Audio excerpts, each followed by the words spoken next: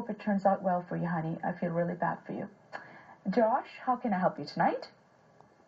Hello, Josh. What is your question? Hi. I'm going to be pretty blunt with this, but I have a very, very big penis.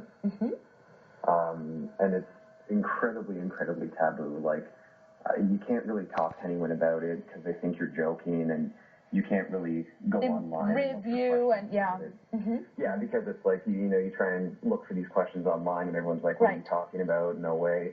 And I've had past instances where, you get past the initial shock, the person I'm with, and then you actually, I'd actually start having sex and it would hurt, or even times where it wouldn't get that far, and, I'd kind of explain it to them, and they wouldn't really understand it. Is there any way to overcome that, or? May I ask you, do you have male or female partners?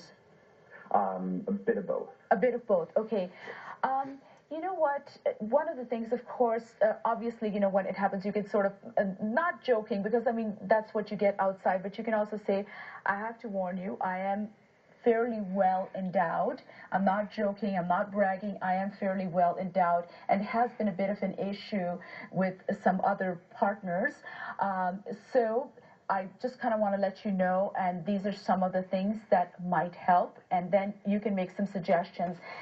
One of the things would be, at least with a female, if you spend a lot of time on foreplay, the cervix does flip out of the way, and the inner two-thirds of the vagina will balloon. So there's a lot more space, and you particularly want to avoid any kind of rear entry position too early on. If a female has her legs straight up in the air, it's going to narrow out her vaginal canal, so your girth will feel even bigger. If she draws her legs back towards her chest, it'll shorten her vaginal canal, and then you'll feel even longer. So you want to avoid those positions. You also want to make sure that you use a lot of lubrication. Something like Astroglide is fairly simple. Now, with male partners, it would be a little bit more difficult because it's, we're not talking about the cervix flipping out of the way.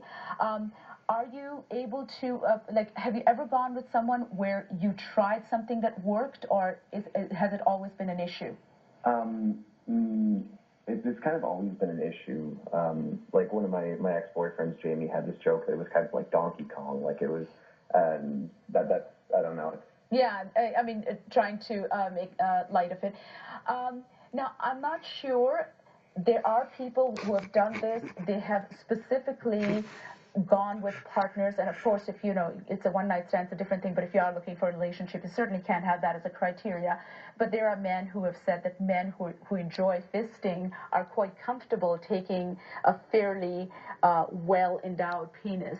So certainly not a criteria to find a partner, but those are some of the people that would be okay. The other thing you could do is, what is your girth, Josh?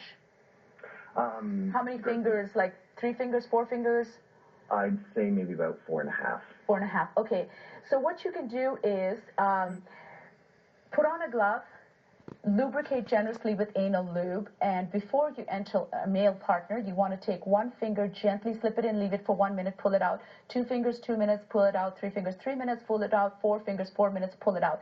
That way you gradually open it by progressive penetration, because the inner sphincter is the one that's involuntary. Outer sphincter is voluntary, it can relax, and the inner sphincter, a lot of gay men know how to kind of relax it, but when something is that overpowering, then you need to gradually open it with progressive penetration, and then you'll be able to go in. But just kind of take your time and make sure that you follow the finger rule. So 4 fingers, 4 minutes, and about that time it would have opened sufficiently for you to gradually slip in. I'm sorry, that's the only thing I can think of, but just sort of taking more time with foreplay is going to make a difference with both male as well as female partners, because then you're spending a bit more time in prep and lots and lots and lots of lubrication, and of course safe sex. Okay, Josh? I hope I put you on the right track. I'm sorry I don't have anything else that I can recommend that I can think of. If I do think of something in a future episode, I can certainly come back to it, okay? Good luck to you. Louis, how can I help you tonight? Hi, Louis.